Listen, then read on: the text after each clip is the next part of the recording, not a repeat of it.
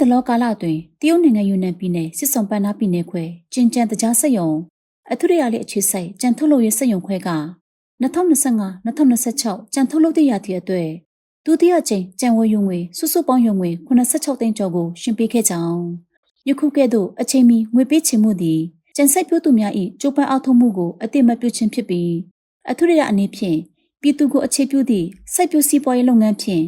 ကျေးလက်ဒေသဖွံ့ဖြိုးတိုးတက်ရေးကိုအားပေးသည့်အတွေ့အခေါ်ကိုထင်ဟပ်စေပြီးကြံစိုက်ပျိုးသူများအားကြံစိုက်ပျိုးရေးလုပ်ငန်းကိုဆက်လက်လုပ်ကိုင်နိုင်ရန်ယုံကြည်မှုများဖြစ်တင်ပြီးနိုင်ခဲ့ကြောင်းသိရပါတယ်။ကြံရောင်းငွေရရှိသည့်ကြံစိုက်ပျိုးသူများမှာဝမ်းမြောက်ဝမ်းသာဖြစ်နေပြီးဝင်ငွေနှင့်ဤပညာထောက်ပံ့ရှိခြင်းကြောင့်ကြံစိုက်ရန်ပုံမယုံကြည်မှုရှိလာသည်ဟုပြောကြားခဲ့ကြောင်းကြံစိုက်ပျိုးခြင်းသည်အထူးရလေးစိုက်ပျိုးရေးလုပ်ငန်း၏မန်နံတရက်ဖြစ်ပြီးတောင်သူလက်သမားများ၏ဝင်ငွေတိုးပွားရေးမျှော်လင့်ချက်ကိုထံပိုးထားကြောင်းအထူးရအနေဖြင့်တောင်သူလက်သမားများ၏အခွင့်အရေးကိုအာမခံချက်ပေးခြင်း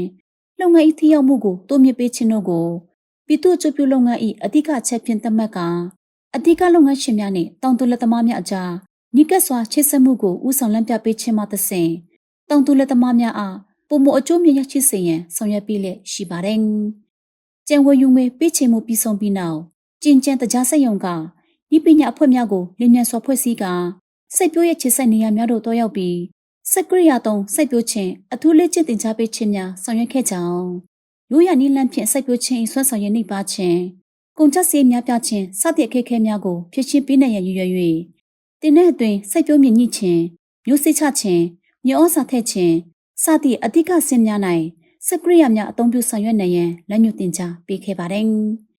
ကျင်ကျန်တကြားစက်ယုံသည်လုပ်ငန်းရှင်အခြေဆက်စခန်းတောင်သူလက်သမားစနစ်ကိုကျင့်သုံးလျက်ရှိပြီး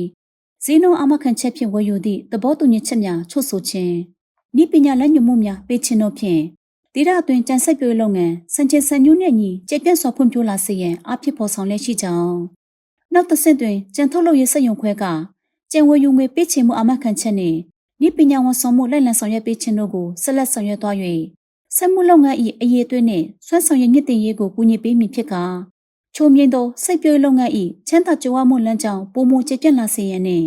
ဒေသအတွင်းစီးပွားရေးနှင့်လူမှုအတိုင်းအဝန်ဖွံ့ဖြိုးတိုးတက်ရေးအတွက်စွမ်းအားများဖြစ်တင်ပေးနိုင်ရန်ဆောင်ရွက်သွားမည်ဖြစ်ကြောင်းတင်ဆက်လိုက်ပါရရှင်။